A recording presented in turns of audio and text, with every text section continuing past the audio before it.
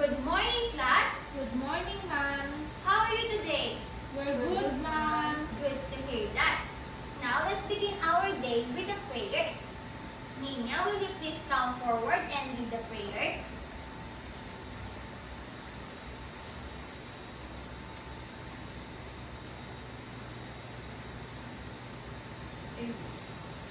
Thank you. So please remain standing. I have prepared a song for us to get energized and get ready to learn. Are you familiar with the song I Have Two Hands? No, ma'am. So I will sing it first, then after that we will sing it together. So this is how it goes. I have two hands, the left and the right. Hold them up high so clean and bright. Clap them softly, 1, 2, 3. Clean little hands are good to see. Did you get it? Yes, ma'am. So now let's sing it together. I have two hands, the left and the right. Hold them up high so clean and bright. Clap them softly, 1, 2, 3. Clean little hands are good to see. Okay, thank you. You may now all sit down. So may I ask our secretary, yes, Charlie, is anyone absent from our class today? None, ma'am. Okay, that's nice to hear. So class, I have here some sets of flashcards. All you have to do is identify if it shows movement or not. Clap your hands once if it shows movement, and if it's not, clap your hands twice. Are you ready? Yes, ma'am. Okay, let's begin. So, do this show movement or not? Very good. And how about this one? And how about this one? Very good. And how about this one? And this one? Very good. And last one? Very good. So before we move on to our new lessons, let's have a quick review of what we learned last time. Who can tell the class what our topic was about yesterday? Yes, Claire? The topic we tackled yesterday was the position time graph. That's right. And what is a position time graph used for? Yes, Ira? A position time graph shows how an object moves over time. Very good. Now, I have here set of illustrations of 5 different shapes of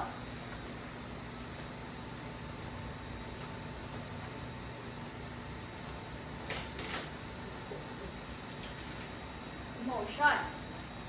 Each graph will present a different type of motions. All you have to do is match each word, each graph with the correct interpretation. Is that clear? Yes, ma'am. Okay. Will you please come in front and match these words?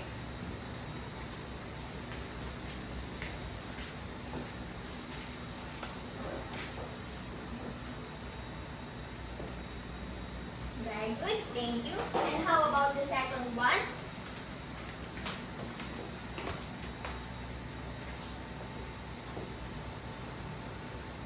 Very good, thank you. And the third one?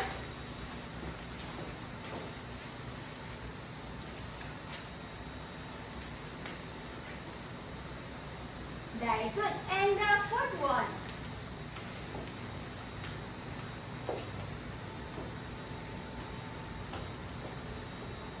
Very good.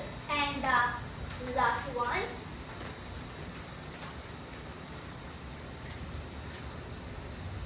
That's correct. Thank you. So now let's check it. So what does stationary mean? Yes, Elma? It means the object is not moving. Very good. And how about this one? What's constant velocity mean? It means it's moving at a steady speed. That's right. And how about the third one? Changing velocity mean? Yes, Katrina? The object is speeding up or slowing down. Very good. And how about this one? Slow constant velocity. What does it mean? Ma'am, it means moving steadily but slowly. Very good. And the last one. What does fast constant velocity mean? Yes, Janelle? It means moving steadily but fast. That's right. All of your answers are correct. This means that you really learned and understood our previous lesson. Because of that, give yourself a 3 big claps.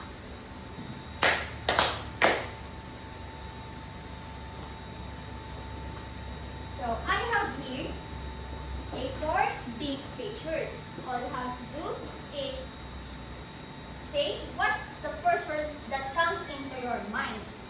So here's the pictures. So when you saw these pictures, what is the first word that comes into your mind? Waves po. Yes, the word is waves. So where do we usually see waves? Yes, Pamela? You see waves in water like at the beach. That's right. Waves in water are the common and easiest to observe. But do waves always happen in water? What do you think? Yes, Jesseline? No, ma'am. We may see waves in water, but waves can happen in many other places too. Exactly. Waves are everywhere around us. What's amazing is that waves don't just move up and down, and back and forth, but they carry energy from one place to another. Now, we will explore how waves do this. So, our topic for today is wave as carrier of energy. So, what is our topic for today? Waves as carrier of energy. That's correct. So, now let's begin. So, will you please read this definition?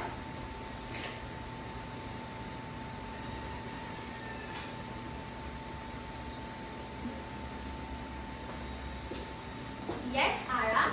A wave is a transfer of energy through a medium from one point to another. Thank you. A wave is a transfer of energy to a medium from one point to another. A medium is a matter that the waves can travel and transfer energy. It can be solid, liquid, and gas. Some examples of waves are the water waves, sound waves, and waves along a spring or a rope. And in water waves, the medium is the water, while in the sound waves, the medium is the air, while in the waves along the spring or rope, the medium is the solid material, which is the spring or rope. So before we start, we're going to have an activity.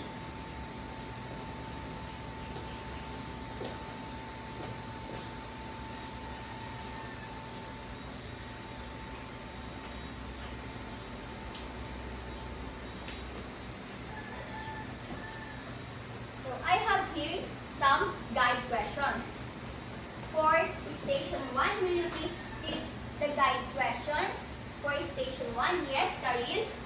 What direction did your hand move to create the waves? And the second one, Does the energy move in the same direction as your hand movement? and the third one, How does the height of the wave change when you use more force? and the fourth one, How do you know that energy is traveling through the rope? thank you. And for the station 2, will you please read the guide questions? Yes, What, Arabella. what motion did you make with your hand to create the wave? Does the energy move in the same direction as your hand movement? What happened to the slinky when you push it? And last, What do you know? How do you know that energy is traveling through the slinky? thank you.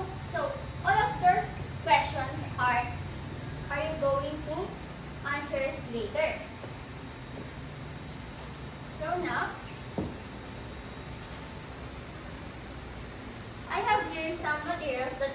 going to use later. So, will you please come in front and present the material?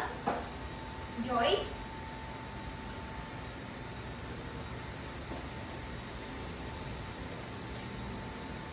We have here a rope and a safety. That's correct. So this rope, we're going to use this to demonstrate the longitudinal waves, while this rope, you will use it for a transverse wave.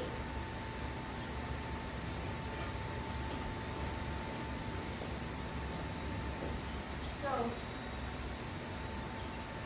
now, let's not forget to recall the standard that you're going to follow while doing this activity. So, will you please read it all together? Listen Carefully to the instructions before starting. Do not touch the materials until you are told to do so. Work quietly and do not disturb others. Raise your hand if you have a question. Participate actively.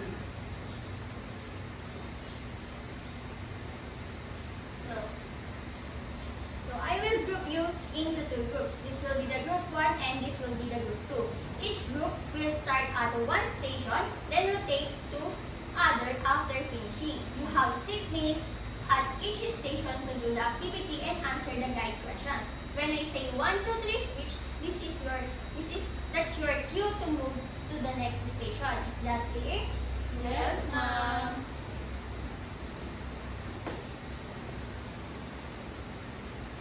Will you please read the procedure? Choose 2 members from your group to hold the swinging rope. To make a transverse wave, move the rope up and down. To make a longitudinal wave, push and pull the swinging back and forth.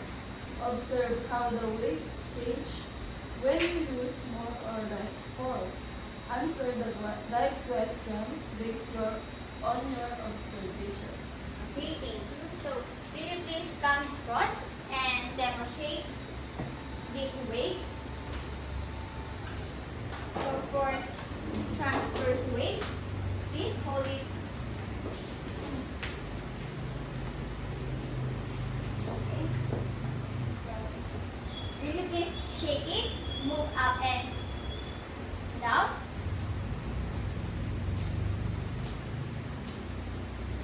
Will you please show the slower and faster? Observe it carefully so we can answer the guide questions later. Okay, thank you. And for the second one, here's the slinky. Now, will you please come in here?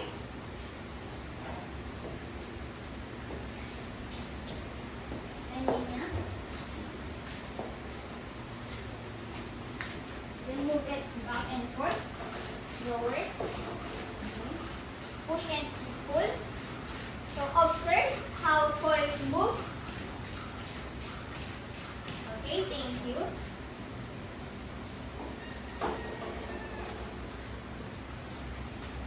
So now, let's check what you observed.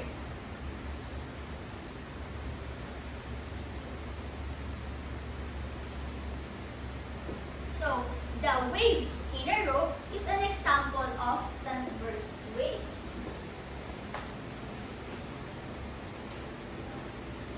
Will you please read the definition of the transverse wave? A wave in which particles of the medium move in a direction perpendicular to the direction where the wave moves. That's correct. Now, to answer the guide questions in station 1, okay, will you please read the question again for number 1? What direction did your hand move to create the wave? Okay. So who wants to answer? What is your observation earlier? Yes? Linya? Ma'am, ang and down po. That's right. Just like in a transverse wave, the particles move up and down.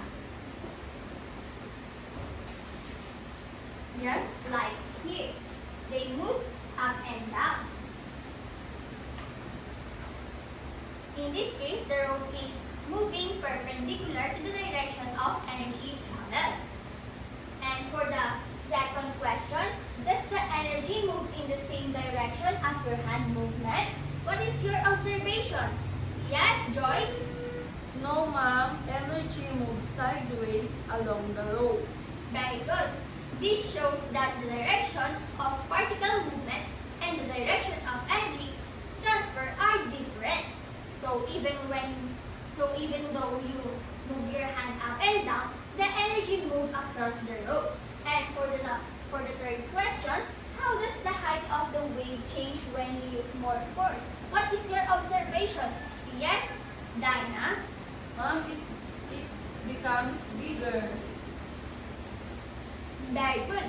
When you use more force, the waves become bigger. And bigger waves means it carry more energy. In transverse waves, the highest point called peaks. And in the trough is the lowest point. So, you can see here, the highest point is the peak, while the lowest point is the trough. And the last one, how do you know that energy is traveling through the rope? Yes, Allen? Because of bigger waves that carry more energy. Very good. The energy moves forward through the medium, which is the wave moves through and the rope from one another. Now, let's proceed to the next station. So, the wave in a slinky is an example of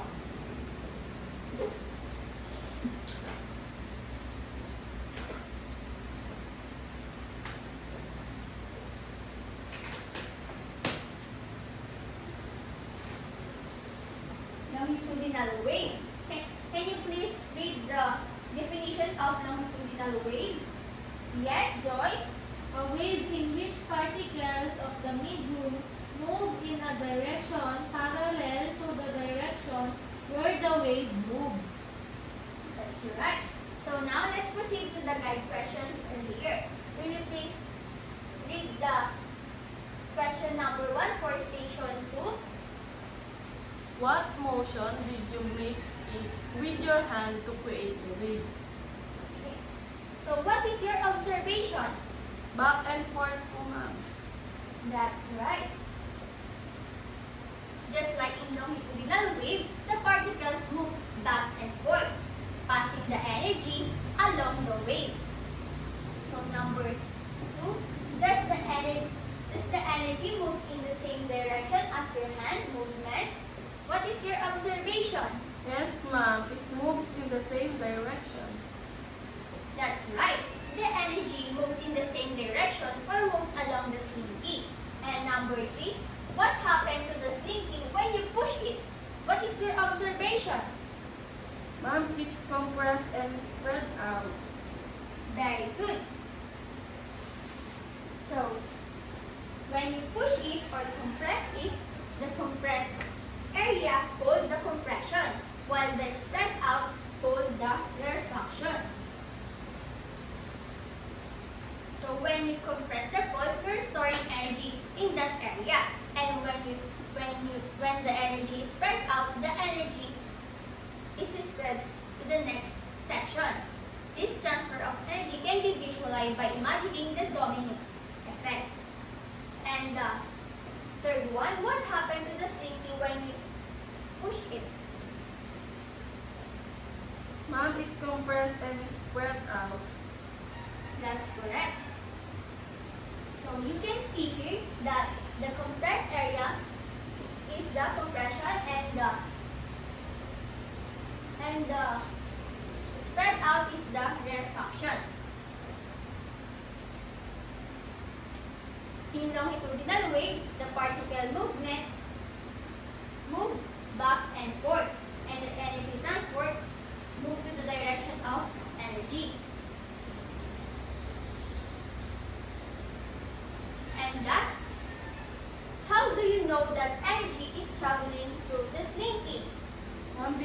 the wave moves along the string.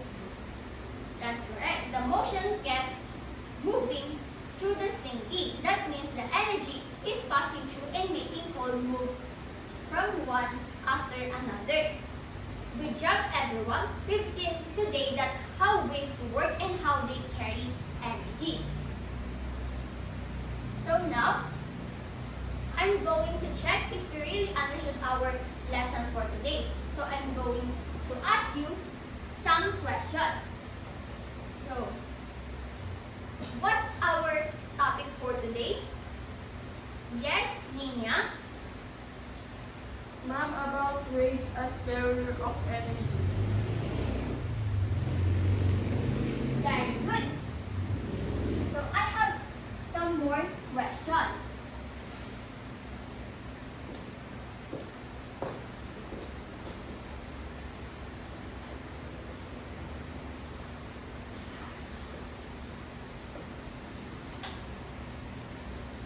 So what are the two waves that we talked about earlier? Yes, Nina. Ma'am, transverse wave and longitudinal waves. That's correct. And what do you think is the difference between transverse waves and longitudinal waves? Will you please give? In transverse waves, particles move perpendicular to the waves, while in the longitudinal waves, particles move parallel to the waves. Transverse waves have crest and crook, high and low points. Longitudinal waves have compression and rarefaction. Very good. And last, how do waves carry energy? Yes, Alan? Through a medium like rope and string like we use in our activity. Very good. So now, let's have another activity.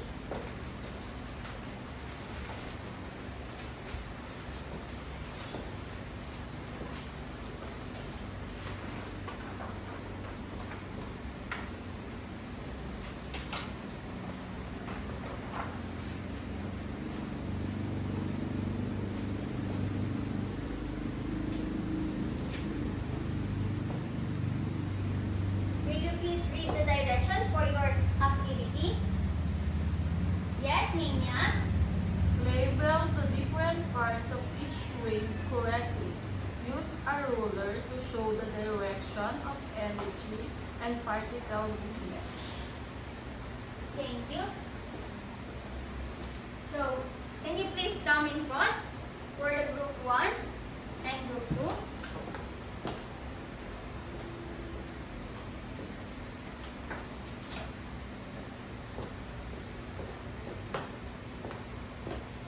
So use your ruler to show the direction of energy and particle movement. The first one to label each part are the winners. Okay? Please answer that activity.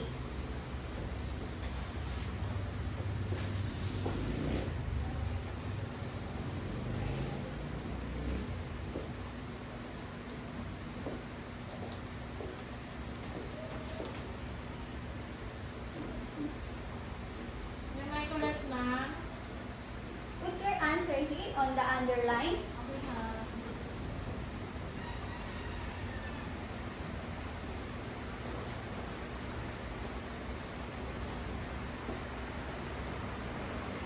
Please make sure that everyone is participating in our activity to answer that quickly. Are you done? Not yet, ma'am. Again, use your ruler to show the direction of energy and particle movement.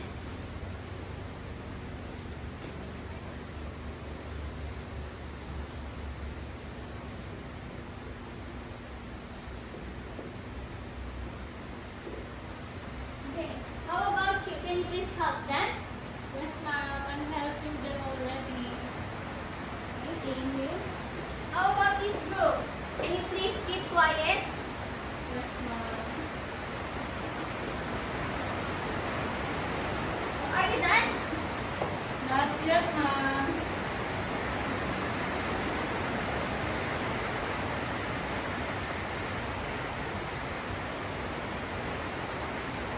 Make sure that your answers are all correct. So you will receive a reward. Okay, are you done? Please pass it. Done, ma'am.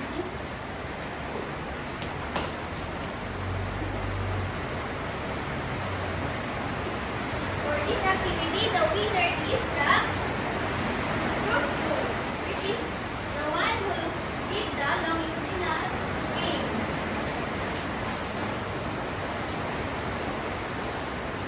Now, let's have a short quiz. So I'm going to give you your quiz sheet and you're going to answer it 5 minutes. So, please pass it home. Get one and pass.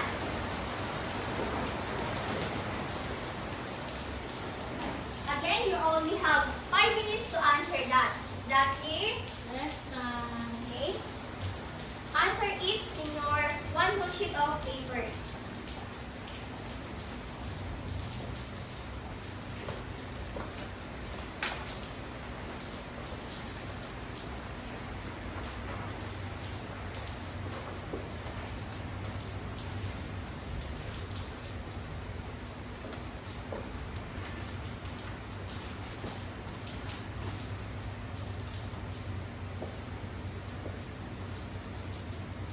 Are you done?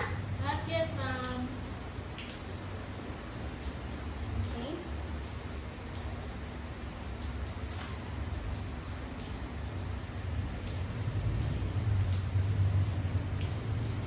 Are you done? Not yet. Okay.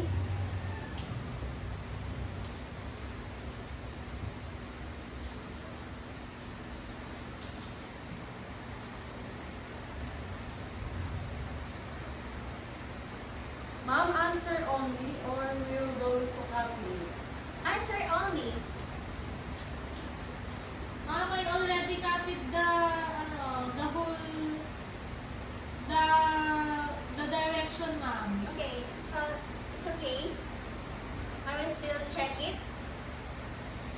The important is you have the correct answer in your activity.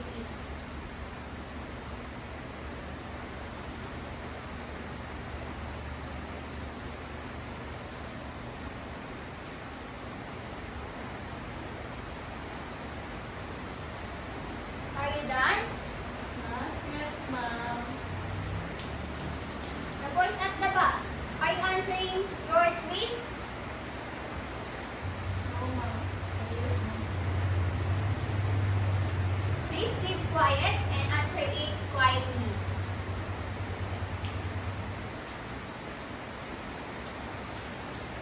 You only have 2 minutes to answer your quiz.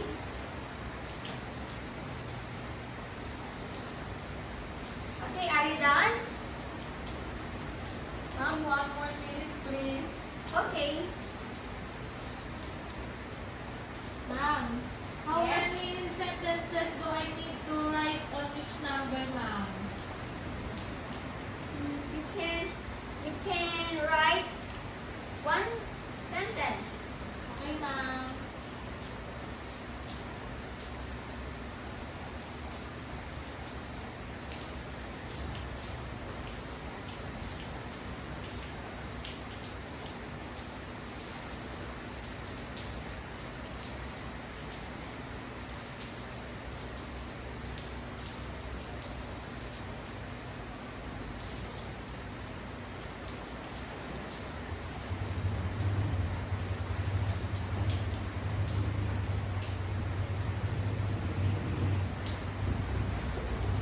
Ma'am, I can write only one sentence. Can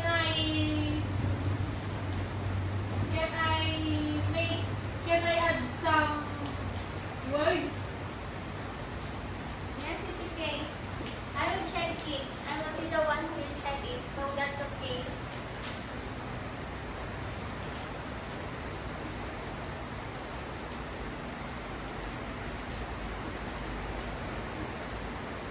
Make sure that you answer that the second part. Don't forget to answer the second part.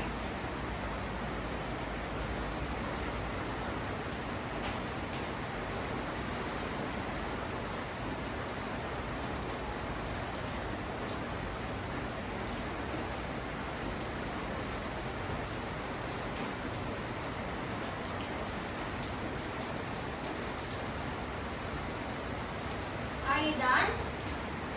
Wait, ma'am. I'm still answering. Okay.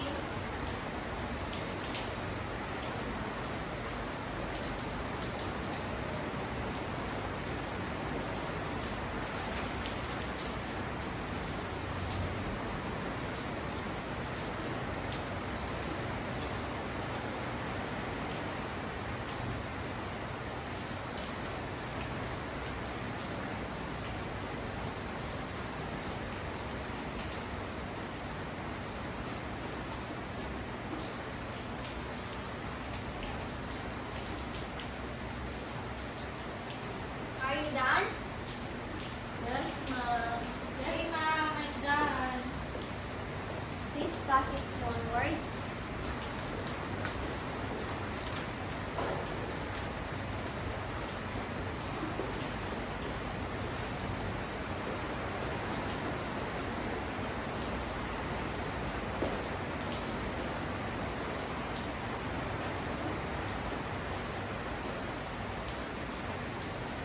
So for your assignment,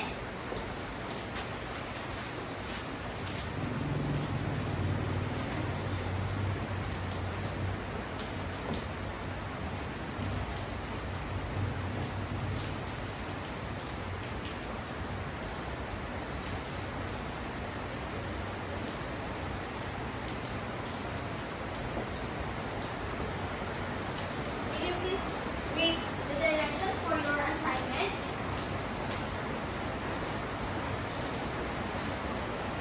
Only one more sheet of paper. Write a short paragraph. 5 to 7 sentences. Answering the following.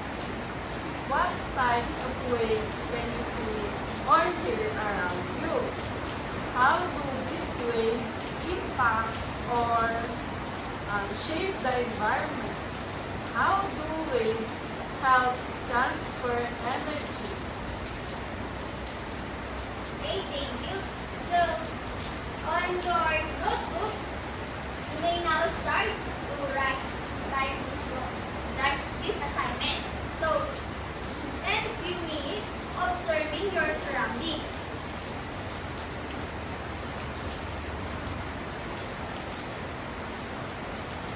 Like sound, moving water, or even wind.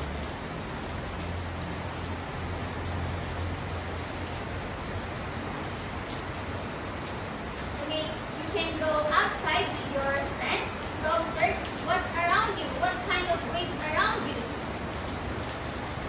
Ma'am, I have a question. Yes, Ara. When we will pass this assignment, ma'am? Okay, you can practice tomorrow. What kind of paper we will be using, ma'am? You can write it on your notebook, but you can also answer this in one sheet of paper. Oh, okay, ma'am. There are a lot of different types of waves, so think of anything that's around you. And you can search how do the waves impact or shape the environment, so you can learn something new. And also how do waves help transfer energy.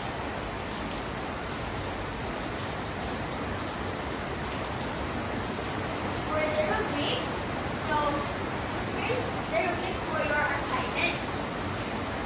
So your assignment, I will be grading your assignment 30 points.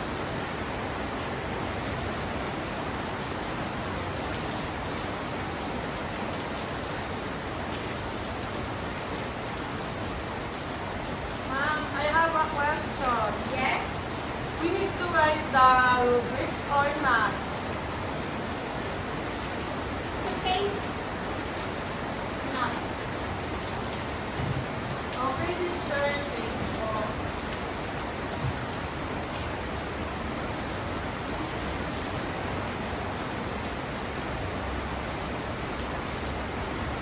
Thank you. So your assignment should have ideas and details, sentence structure, and neatness and spelling.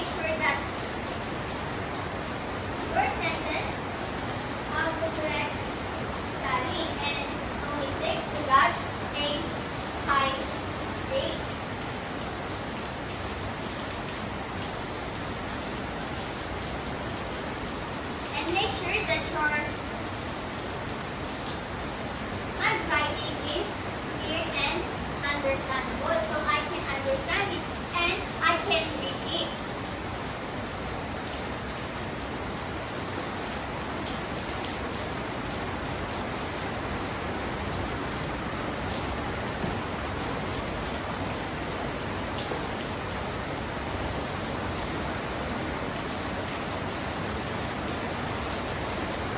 Ma'am, Yes? am I able to seek for help with my elder sisters? Yes. You can ask for help with your brothers or sisters.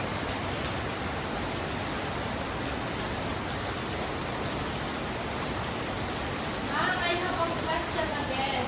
Yes? Can I use old books about our, can I use old books to gather information, ma'am? Yes. You can use other books so that you can find more learning and to answer these questions.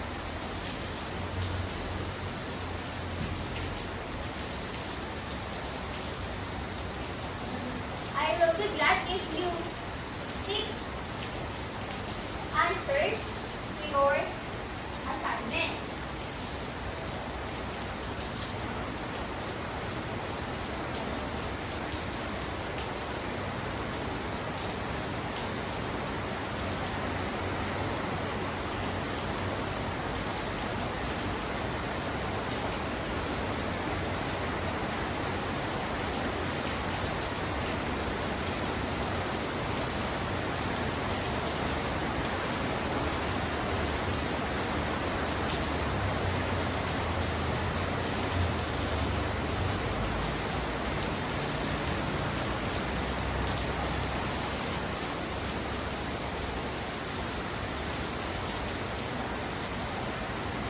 Are you done writing?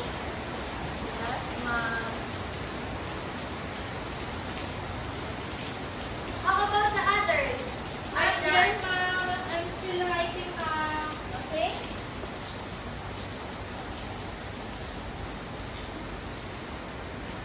Make sure that you write these questions clearly so you can answer it also correctly. Is that clear? Yes, ma'am.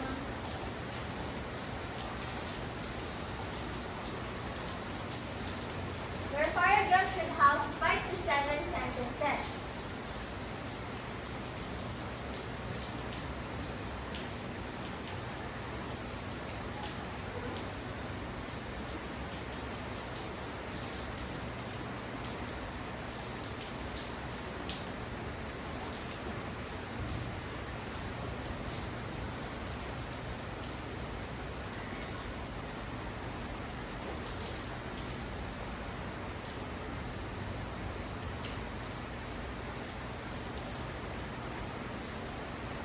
Ma'am, Yes. how about the question number 2, which is the how do these waves impact or shape the environment? Earlier we tackled that there were different kinds of waves. Yes. Am I able to write all the different waves, ma'am? Yes, you can. Or you can write about the impact of two different kinds of waves, or you can only just choose one. Okay, ma'am. Thank you. Ma'am, also in last questions. Yes. What wave we will going to use? Both or one only? You will use two different kinds of waves. Thank you po. Is there any question? Raise your hand if you want to ask something.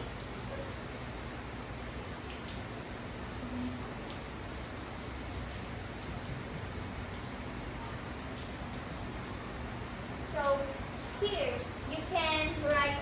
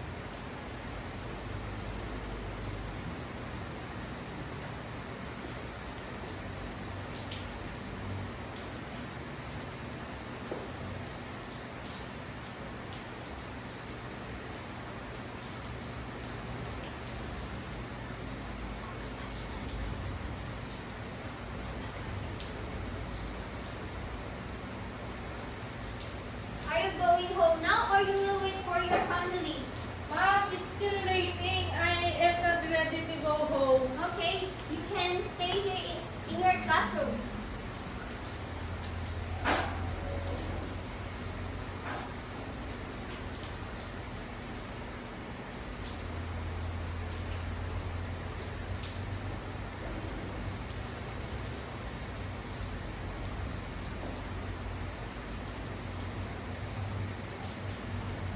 Boys at the back, do you have any questions about our assignment? None, ma'am, but we want to play with the Okay. Here, just what thinking. thinking, ma'am. Yes. So that we can answer our assignment. Yes, that's right.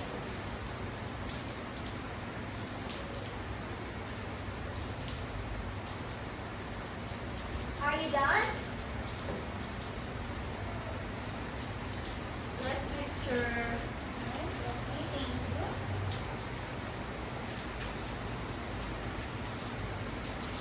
Again, when will you pass this assignment? Tomorrow.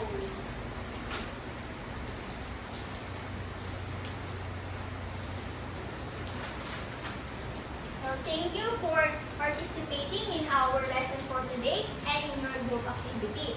I'm glad that you learned a lot and about these lessons about the different types of waves. The transverse waves and non-longitudinal waves. Learning this topic will help you in learning about waves around you. And in the next topic, we can use it to learn and apply it in our next topic. Okay, that's all for today. Goodbye, class. Goodbye, teacher. Okay, thank you. You may now go to your home.